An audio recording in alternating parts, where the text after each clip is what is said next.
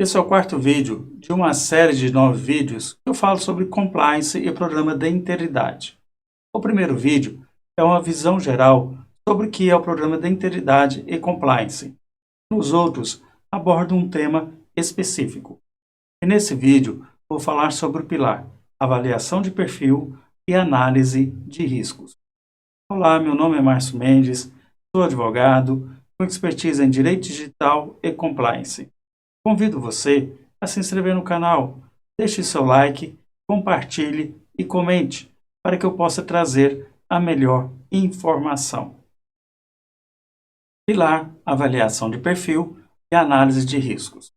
Um programa de integridade deve ser desenvolvido levando-se em consideração o porte e as particularidades da empresa, tendo como base as seguintes informações: setores do mercado em que atua no Brasil e no exterior, estrutura organizacional, hierarquia interna, processo decisório e as principais competências de conselhos, diretorias, departamentos ou setores, quantitativo de funcionários e demais colaboradores, nível de interação com a administração pública, considerando-se principalmente a relevância dos processos de obtenção de autorizações, licenças e permissões governamentais em suas atividades, o quantitativo e os valores de contratos celebrados com as entidades e órgãos públicos, a frequência e a relevância da utilização de terceiros na interação com o setor público, participações societárias que envolvam a pessoa jurídica na condição de controladora, coligada ou consorciada. Além da análise do perfil da empresa, a estruturação do programa de integridade depende também de uma avaliação de riscos que leva em conta as características dos mercados onde a empresa atua, tais como cultura, local, nível de regulação estatal, histórico de corrupção. Riscos são eventos potenciais, não certos. Portanto, é muito importante que, antes de se falar em avaliação de risco, se conheça os objetivos de sua empresa e o seu programa de integridade, pois este pilar é uma das bases do sucesso do programa de compliance, uma vez que o código de conduta e as políticas e os esforços de monitoramento deverão ser construídos com base nos riscos que forem identificados e relevantes durante essa fase. A análise de risco envolve, entre outras medidas, entrevistas com empregados de diferentes áreas da pessoa jurídica. Exemplo, comercial, marketing, jurídico, RH. E análise de documentos, relações dos principais clientes e terceiros utilizados. Leva em consideração uma série de fatores, tais como o país em que a pessoa jurídica atua, ramo de atividade, realização de eventos para a administração pública, utilização de terceiros como forma de comercialização de seus produtos, vendas diretas, vendas via distribuidores, entre outros. Essa avaliação deve considerar principalmente a probabilidade de ocorrência de fraudes e corrupção, inclusive ligadas a licitações e contratos, o impacto desses atos lesivos na empresa. Com base nos riscos identificados, serão desenvolvidas as regras, políticas, procedimentos para prevenir, detectar, remediar a ocorrência de atos ilícitos. A análise de riscos pode ser em 3 fases. Primeira, identificação de situações de riscos.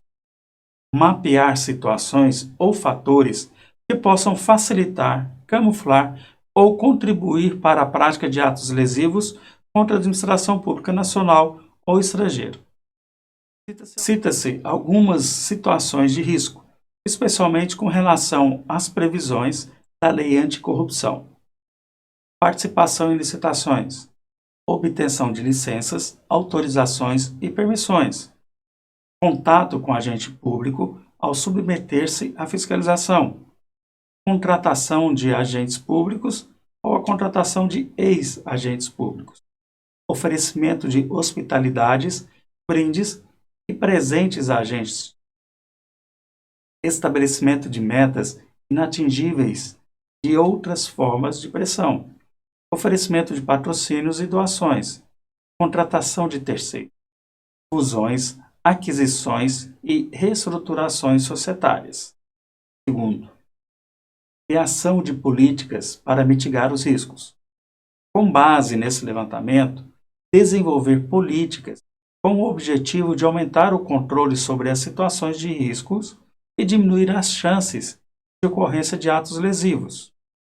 Terceiro, análise periódica de riscos e atualização das políticas. Mudanças no cenário de risco podem trazer necessidades de adaptações e até mesmo reformulações nas políticas e controles estabelecidos pela empresa. Existem diversos métodos e ferramentas que permitem a realização da análise de risco. Listamos aqui algumas das ferramentas mais conhecidas e utilizadas. Matriz SWOT. Essencial para o planejamento estratégico de qualquer tipo de negócio.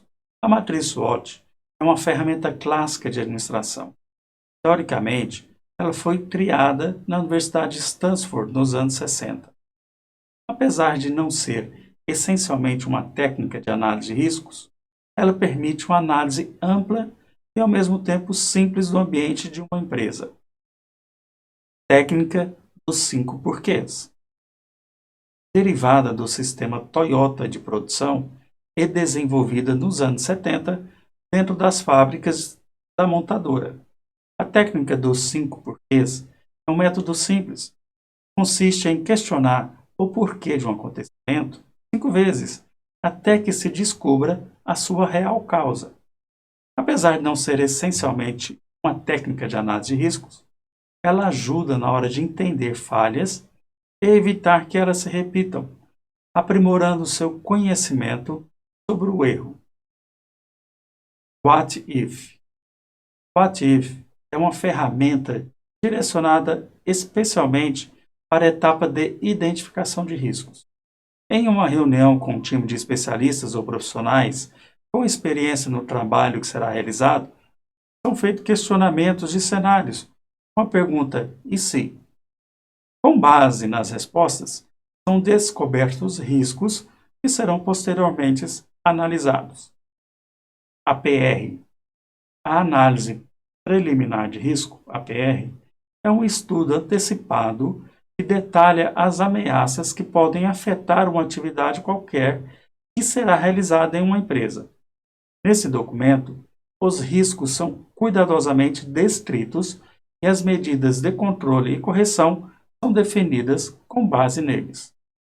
O primeiro passo aqui é identificar e listar os possíveis riscos, depois determinar as suas prováveis causas e as vulnerabilidades que podem facilitar a sua ocorrência. Além disso, também são detalhados os bens ou as pessoas que serão ameaçadas por esses riscos. Ainda, a política de gestão de riscos pode se basear nas melhores práticas internacionais sobre o tema. Cita-se alguns exemplos. ISO 31000, que estabelece princípios e diretrizes para a implantação da gestão de riscos para qualquer organização. ISO 31002 fornece diretrizes para a gestão dos desafios específicos de riscos legais enfrentados pelas organizações, como um documento complementar à ISO 31000. A aplicação dessas diretrizes pode ser personalizada para qualquer organização e o seu contexto.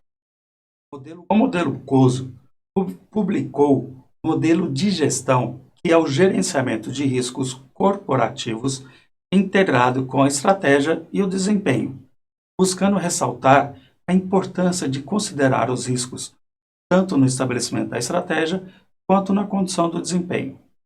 O modelo de gestão de risco estabelecido pelo COSO em 2017 compõe-se de 20 princípios distribuídos em 5 componentes. Fique atento, a análise de risco é uma importante ferramenta de prevenção.